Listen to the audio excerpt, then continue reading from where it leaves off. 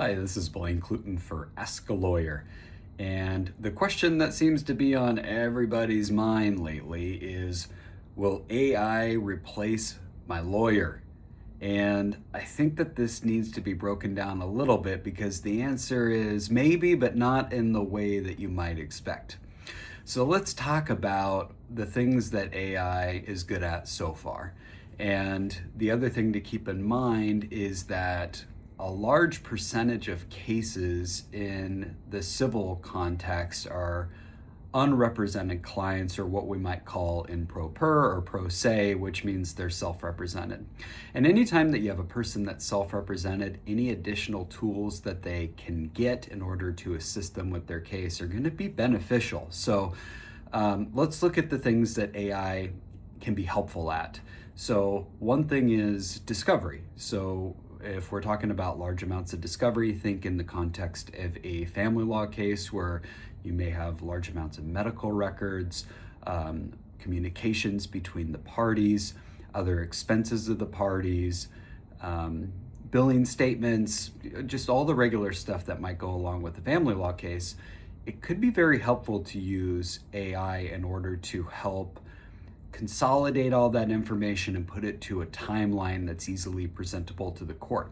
Now, the thing to keep in mind about any AI tool is, especially if we're looking at Claude or ChatGPT or any one of these other third-party solutions that's open, as soon as you share that information with that third party, meaning the AI tool, it's now no longer privileged. And that's important to remember, not only if you have a case where you're represented by a lawyer, but even if you're self-represented. If you're trying to keep that information privileged or private, as soon as you share it with a third party, it destroys that confidentiality. So use with caution, but it can be helpful. One of the ways, generally speaking, that's been helpful to get around this issue so that it's not shared is to use a closed universe or proprietary system that's being paid for internally, so that the information is not shared with that third party but maintains its integrity on the system itself, meaning only on your computer, and is not shared out to the third party. The next thing that AI can be good for with the pro se or the individual person is answering basic questions about a case, understanding a little bit more about what the statute or CP, organ revised rules of civil procedure, those statutes, those rules, the supplementary local rules, the uniform trial court rules, what they actually say. Now, interpreting what they mean or how they're going to be applied, that's a little bit trickier, but understanding what they say, AI can be useful for that as well. Overall organization of the case, perhaps even framing an argument to the court, AI can be useful for those as well to get a general understanding.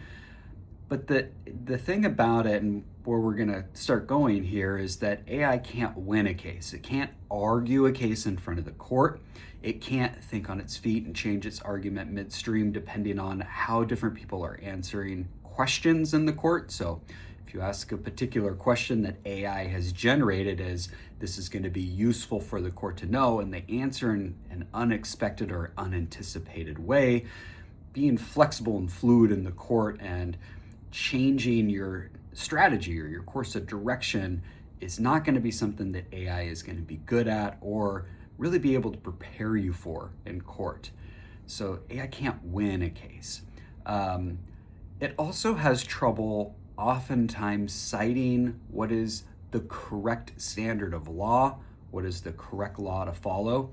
It does what's called hallucinations, meaning falsehoods. It invents things that it thinks that you want to hear that respond to the inquiry or query that you've made with the underlying system. And what that does is it puts you on the wrong footing with the court. If you're citing to a case that doesn't exist or a case that's not on point, maybe it's for a different jurisdiction, you're in Oregon, but it's citing to a case in Washington that's not, it may be persuasive on the Oregon court, but it's not binding on the court, and you present it as binding, then the court can start to get frustrated. Now, recognize that a judge is going to give some flexibility to a pro se person. They're not going to hold them to the same standard as an attorney, but you're still expected to present what is relevant and correct case law to the court whenever appropriate. So let's also talk now finally about the role of a lawyer in your case. I've talked in other videos around one of the most important things that a lawyer can do to add value to your case is to understand the judge in your case, how the judge typically rules based on similar facts and circumstances, and what is going to be persuasive to that judge. That's something that AI can't do. Even if it is able to analyze case history, it just doesn't have the ability to understand humans in that way. Not yet, anyway.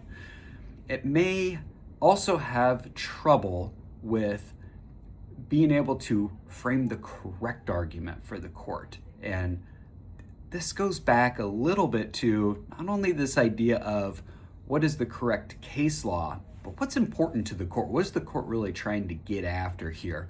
And it's one thing is it's going to be judge dependent, but it's also going to be case dependent.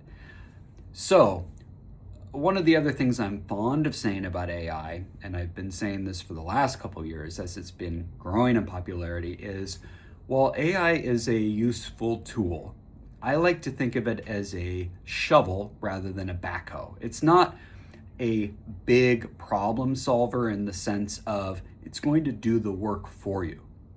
Frankly, you still have to do the work, and whether that's an attorney using AI or an individual using AI, that person, whoever's using AI, is going to have to do the work still, but they can rely on AI to be a useful tool. It's augmentation, but it's not a total solution. And I don't know that that's something that people expect or is going to replace, but it's not as close as I think other people might think it is.